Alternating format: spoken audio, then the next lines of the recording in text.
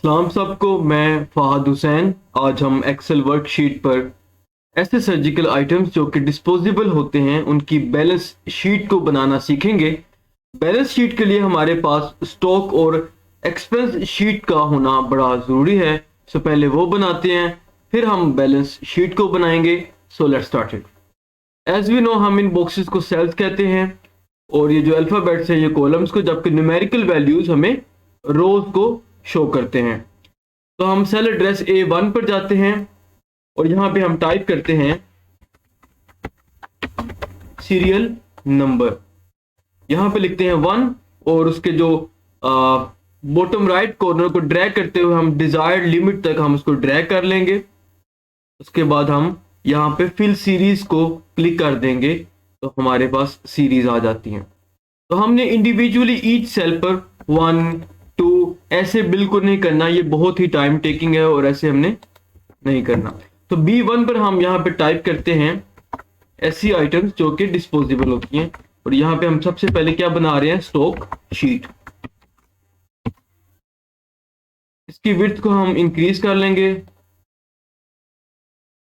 और यहाँ पे हम पहली आइटम लिखते हैं लैप स्पंज, जिसे हम लेप्रोटमी स्पंज या फिर एब्डोमिनल पैड कहते हैं, जो कि बेसिकली एक एब्जॉर्बेंट पैड है जिसे हम डिफरेंट सर्जिकल प्रोसीजर्स में यूज करते हैं। दूसरी आइटम आ जाती है, हम लिख देते हैं गॉज स्वैब। फिर आ जाता है कॉटन बैंडेजेस। अच्छा, ये दोनों गॉज स्वैब और कॉटन बैंडेजेस को हम पैडिंग के लिए इस्तेमाल करते हैं। उसके अलावा हम बाउंड ड्रेसिंग में और एंटीसेप्टिक सॉल्यूशन को अप्लाई करने में हम इसको यूज करते हैं। उसके बाद हम सुचर्स लिख देते हैं, ये भी डिस्पोजेबल होती हैं। हम प्रोलीन लिख देते हैं, प्रोलीन, कैटगट, वाइक्रोल। ठीक है, उसके बाद हम आईवी सॉल्यूशंस लिखते हैं। पहले हमारे पास आ जाता है नॉर्मल सलाइन। बेसिकली ये 0.9% सलाइन होता है, जिसे हम कह सकते हैं कि 0.9 ग्राम पर 100 मिलीलीटर ऑफ डिस्टिल्ड वाटर, या हम ऐसे भी कह सकते हैं कि 9 gram of sodium chloride per litre of distilled water. हम नॉर्मल सलाइन को किस कंडीशंस में यूज करते हैं? In conditions of dehydration, such as in conditions of vomiting, diarrhoea. ठीक है, जहां पे वाटर लॉस होता है, हम वाटर लॉस को कंपनसेट के लिए हम नॉर्मल सलाइन का यूज करते हैं। उसके अलावा हम वाउंड्स को वॉश करने के लिए और मेडिसिन को डाइल्यूट करने के लिए नॉर्मल सलाइन को यूज करते हैं। उसके बाद हम यहाँ पे लिखते हैं रिंगर लैक्टेट। ठीक है, इसमें डिफरेंट इलेक्ट्रोलाइट्स होती हैं। लैक्टिक एसिड है, सोडियम हाइड्रोक्साइड है, सोडियम क्लोराइड, पोटेशियम क्लोराइड और वाटर इसमें शामिल होता है कंपोजिशन में। यूजेस की बात करें तो acute blood loss, Burns, fire accidents और हाइपोटेंशन में रिंगर लैक्टेट को यूज करते हैं। उसके बाद पायोडीन, जो कि हमें पता है कि एंटीसेप्टिक सॉल्यूशन है। यूरिन बैग या फिर यूरिन कलेक्शन बैग। उसके बाद ब्लड बैग। ठीक है, अब हम क्या करते हैं, डेट लिखते हैं। सबसे पहले हमारे पास डेट है आज 17 दिसंबर, तो 12 यानी कि मंथ, 17 डेट और 22 ईयर। तो हम इसको क्या करते हैं, इसको यहाँ से बॉटम राइट कॉर्नर से इसको ड्रैग करते हुए हम जहाँ पे भी डिजायर्ड लिमिट है वहां पे इसको हम ड्रैग कर लेंगे। थोड़ा सा इसको बढ़ा देते हैं। ठीक है, अब यहाँ पे हम जितना स्टॉक है हमारे पास अवेलेबल है हम उसको लिख देते हैं। तो मैंने सबसे पहले यहाँ से पहले से ही टाइप करके लिखा हुआ है, तो मैं जस्ट कॉपी करूंगा Ctrl+C से और वहां पे हम पेस्ट कर देते हैं। तो हमारे पास स्टॉक जो शीट है वो हमसे बन चुकी है। हम इसको रीनेम दे देते हैं एज अ स्टॉक शीट। ठीक है, ओके। अब हम एक और शीट बनाते हैं जिसको हम कहते हैं, इसको भी हम रीनेम कर लेते हैं एज अ एक्सपेंस शीट की कितनी यूज हो चुकी हैं आइटम।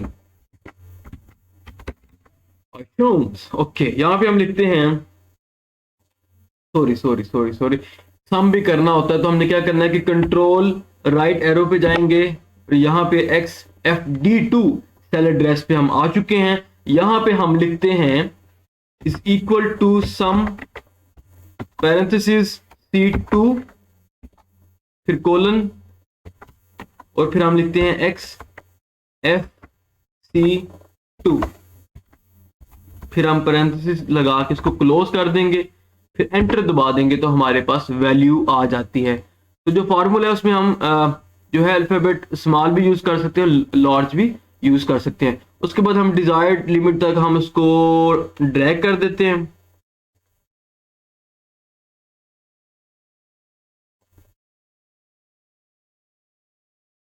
ठीक हो गया। ओके, अब हम एक्सपेंस शीट पे कंट्रोल, अब हम करेंगे लेफ्ट एरो से,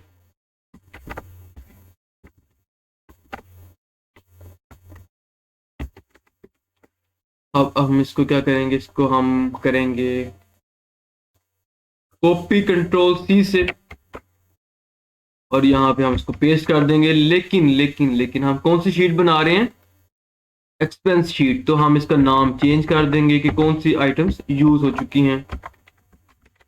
ठीक है, अब हम यहाँ पे डेट लिखेंगे, सबसे पहले मंथ, फिर डेट, फिर ईयर। ठीक है, अब इसको ड्रैग करते हैं हम इसको डिजायर्ड लिमिट तक, थोड़ा सा हम इसको विड्थ को इंक्रीज कर देंगे।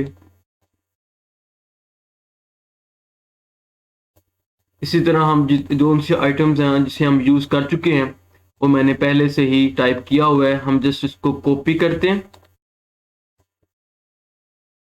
कंट्रोल C से, और वहां जाके हम इसको कंट्रोल V दबा के हम इसको पेस्ट कर देंगे।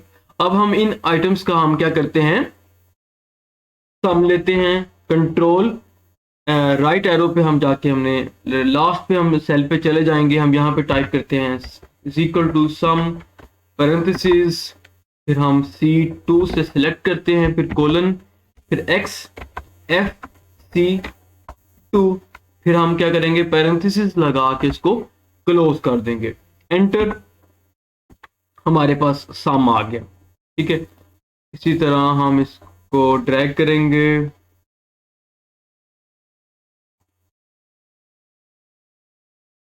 ठीक है। अब हम तीसरी शीट पे बनाने के लिए बैलेंस शीट, न्यू शीट पे हम क्लिक करेंगे और इसका हम रीनेम देते हैं एज अ बैलेंस शीट, कि कितना हमारे पास अवेलेबल हैं आइटम्स। ओके, यहाँ पे हम सेम यहाँ पे जाते हैं कंट्रोल लेफ्ट एरो से, इसको हम क्या करेंगे कॉपी पेस्ट करेंगे और यहाँ पे पेस्ट कर देंगे, इसकी विड्थ को थोड़ा इंक्रीज करते हैं, तो यहाँ पे हम इसको रिमूव कर देते हैं। यहाँ पे हम कॉलम लिखेंगे C1 पर स्टॉक का, कि कितना हमारे पास स्टॉक था, अवेलेबल था।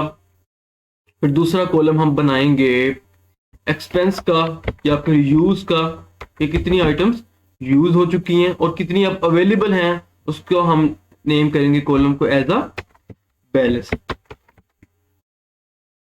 स्टॉक शीट पे जाएंगे, कंट्रोल राइट एरो से हम इसको हम कॉपी करेंगे, इस वैल्यूज को कंट्रोल C से, और यहाँ पे हम स्टॉक पे जाके C2 पे जाके हम इसको पेस्ट कर देंगे।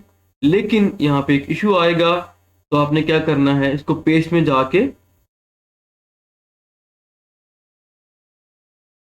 वैल्यूज ऑप्शन आता है, ये देखें वैल्यूज आ गई। ठीक है, इसी तरह हम एक्सपेंस वाले कॉलम पे एक्सपेंस शीट पे जाएंगे और उसको हम सिलेक्ट कर लेंगे इन वैल्यूज को, कंट्रोल C से बैलेंस शीट पे जाएंगे और यहाँ पे हम इसको कंट्रोल V से पेस्ट कर देंगे। अगेन इशू आ रहा है, तो घबराने की तो बिल्कुल ज़रूरत नहीं है मेरे होते हुए, तो आपने पेस्ट में जाते हुए यहाँ पे अपने वैल्यूज पे क्लिक कर देना, पेस्ट वैल्यूज में वैल्यूज, तो ये वैल्यूज आ गई।